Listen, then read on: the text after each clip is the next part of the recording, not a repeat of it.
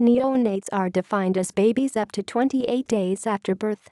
Most extremely preterm babies, less than 28 weeks, require at least one red cell transfusion. This is partly due to the amount of blood removed with blood samples compared to the baby's total blood volume, iatrogenic anemia, and partly due to anemia of prematurity. Most transfusions are given as small volume top-up transfusions to increase the baby's hemoglobin above a certain predefined level or because the baby is unwell due to the anemia. Possible side effects of anemia in babies can be poor growth, lethargy, and episodes of apnea.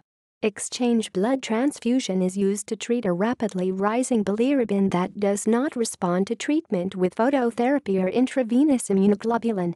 This is usually due to hemolytic disease of the newborn, but may also be due to other causes, e.g. G6PD deficiency. When to transfuse. Below are suggested transfusion thresholds for very preterm neonates, less than 32 weeks gestation, by the British Society of Hematology. These are based on systematic reviews of transfusion in very preterm babies. There is no evidence for red cell transfusion thresholds in preterm neonates between 32 and 37 weeks gestation, and the British Society of Hematology suggested using the same thresholds as very preterm neonates that require no respiratory support. What to transfuse?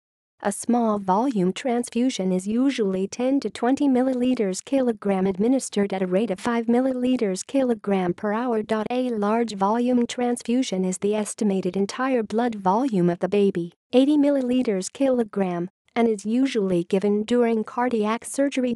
A red cell exchange transfusion is usually given to treat severe hyperbilirubinemia or anemia in babies with hemolytic disease of the newborn. It removes neonatal red cells coated with maternal antibody and reduces the level of bilirubin. A double volume exchange, 160-200 milliliters kilogram, removes around 90% of neonatal red cells and 50% of bilirubin. The specification of the blood product differs depending on whether it is to be used for a small volume, large volume, or exchange transfusion. Safety considerations.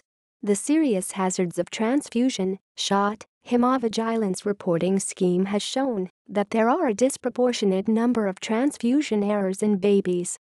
There are multiple reasons why this occurs.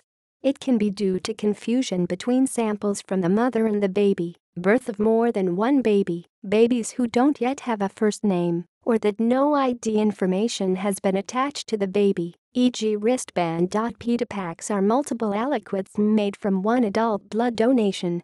By using pedipacks, the baby is exposed to blood from fewer blood donors. ABO blood grouping and screening for antibodies in neonates differs from blood grouping in adults and older children.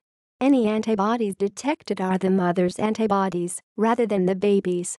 Therefore, any donor blood given to the baby must be ABO and be compatible with both mother and baby, and antigen negative for any clinically significant maternal antibodies. Necrotizing enterocolitis may occur after a red cell transfusion in neonates. Although there is an association between the two, there is no evidence that the transfusion causes the disorder. See also: hemolytic disease of the newborn, exchange transfusion. References. Further reading: Canadian Guidelines on Red Blood Cell Transfusion in Newborn Infants. UK Guidelines 1 on transfusion for fetuses, neonates and older children. Australian Guidelines 2 on neonatal and pediatric transfusion. Transfusion Handbook. Free Transfusion Handbook produced by the Joint United Kingdom, UK, Blood Transfusion and Tissue Transplantation Services Professional Advisory Committee.